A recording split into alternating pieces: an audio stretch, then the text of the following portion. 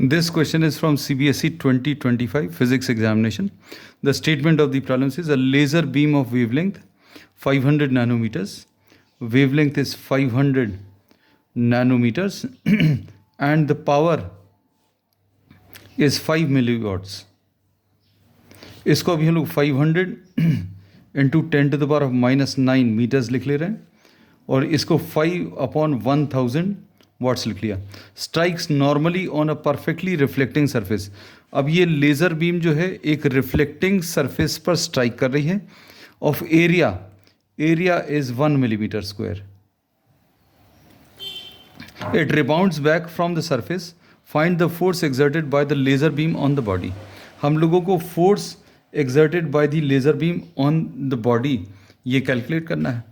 तो सबसे पहले इसमें ये एनालाइज करें या इसको समझने की कोशिश करें कि लेज़र बीम जो है दिस कंसिस्ट ऑफ फोटॉन्स. ये फोटॉन से मिलकर बना है और फोटॉन्स का जो मोमेंटम है दैट इज स्मॉल पी. तो अब इसमें डिफरेंस रखना. This is capital P the power, small P the momentum. Small P is the momentum. हम अब लिख भी दे रहे हैं this is momentum and momentum is given by h by lambda. Momentum is h by lambda and energy of each photon, this will be E is equal to hc by lambda. अब suppose the number of photons striking the given surface, suppose this is the reflecting surface. इस reflecting surface के ऊपर photon strike कर रहे हैं और जितनी momentum से स्ट्राइक कर रहे हैं उतनी ही मोमेंटम से रिबाउंड करेंगे. Suppose this is the momentum p and these will be these rebound from this reflecting surface with the same momentum, opposite direction. So we say that in this case energy of the photon E is hc by lambda. Suppose the number of photons striking the given surface, striking per second is n. Suppose n is the number of photons which are striking per second on the given surface.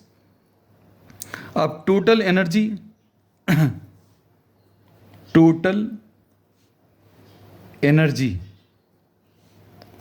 striking, total energy of the photons striking the given surface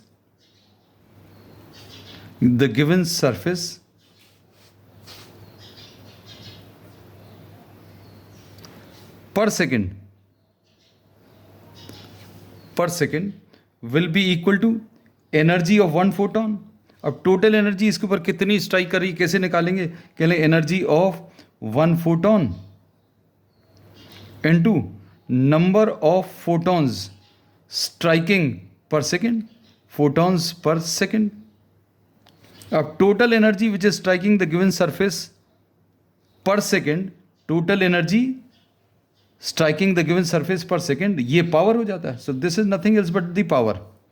जो total energy है of all the photons which are striking the given surface per second, energy per second left side में जो लिखा हुआ है that is nothing else but the power. तो इसको अभी हम लोग कैपिटल P लिखें and energy of one photon इसको कैपिटल E लिखें and the number of photons which are striking the given surface per second इसको n लिखा है. तो इससे अभी हम लोगों को क्या मिल गया? We get the number of photons which are striking the given surface per second and this is P, n is equal to P divided by E. सारी चीज़ें लिखी हुई हैं. We have written down P also, we have written down E also. एक एक चीज़ अच्छे से समझते जाना, ध्यान से देखते जाना.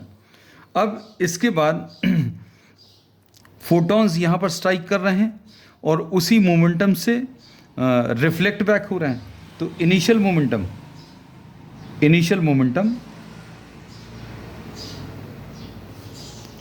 P1 will be equal to h by lambda. Final momentum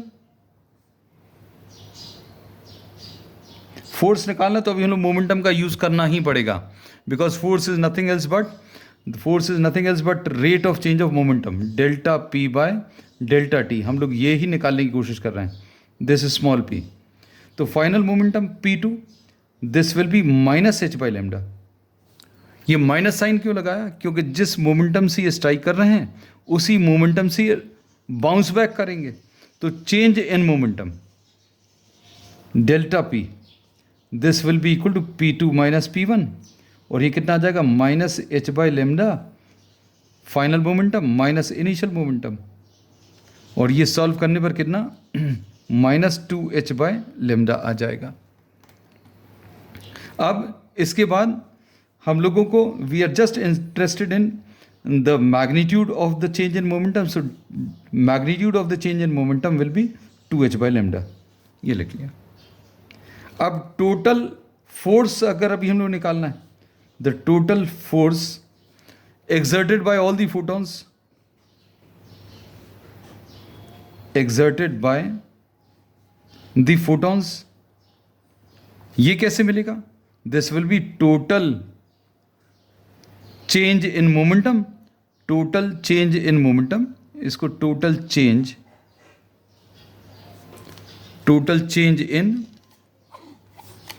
in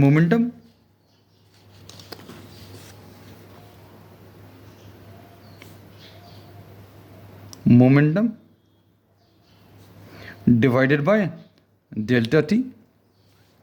अब इसको कैसा लिखेंगे? Total change in momentum. कहने लगे कितने नंबर ऑफ फोटॉन स्ट्राइक कर रहे हैं पर सेकेंड? n हो गया.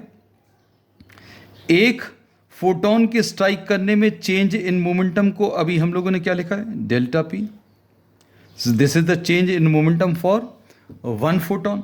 और कितने फोटॉन स्ट्राइक कर रहे हैं? ये n है, डिवाइडेड बाय डेल्टा टी. ऐसा लिख सकते हैं. अब वैल्यूज़ को अगर आप सब्स्टिट्यूट करें तो क्या मिलेगा? n की वैल्यू हम लोगों को मालूम है, n is what? Power divided by e. n लिख लिया. डेल्टा p कितना है? 2h divided by lambda. और फिर उसके बाद टाइम, तो टाइम इसमें 1 सेकेंड है. बस ये याद रखना. This is very important because we are doing the calculations for 1 second. क्योंकि सारे कैलकुलेशंस में अभी हम लोगों ने जो लिया है पर second, number of photon striking per second, ये लिया है. तो दिस डेल्टा टी इज़ 1. तो वैल्यूज़ को और फर्दर सिंप्लीफाई करें. कैलकुलेशन में बहुत ज़्यादा समय नहीं लगेगा. मेन चीज़ जो है ये कॉन्सेप्ट को समझना. अब इसमें P हम लोग ऐसा ही लिखा रहने दे रहे हैं. E क्या है? E की value energy of each photon, this is hc by lambda. और इधर कितना है? 2 इंटू h अपॉन लेमडा. ऐसा कुछ आएगा. अब इसमें क्या कैंसिल होगा? h और h कैंसिल होगा. ये लेमडा ऊपर ट्रांसफर होगा. So this will be P into 2h into lambda divided by c into lambda. इसमें h कैंसिल हो चुका. We are removing this. तो अब इसमें लेमडा और लेमडा भी कैंसिल हुआ. तो ये कितना आ जाएगा? 2p divided by c. तो फोर्स का सिंपल सा फॉर्मूला आया है. Force exerted by all the photons on this reflecting surface will be 2p upon c. अब इसमें 2 पावर कितना है? पावर इज 5/1000 और c की वैल्यू 3 इंटू 10⁸. अब इसको अगर आप सिंप्लीफाई करेंगे तो 10 डिवाइडेड बाय 3, ये 3.33 आ जाएगा. इंटू ये 10⁻³ और 10⁸ मिलकर 10⁻11 आ जाएगा. तो 10⁻−11 Newton's. So this will be the total force exerted by all the photons.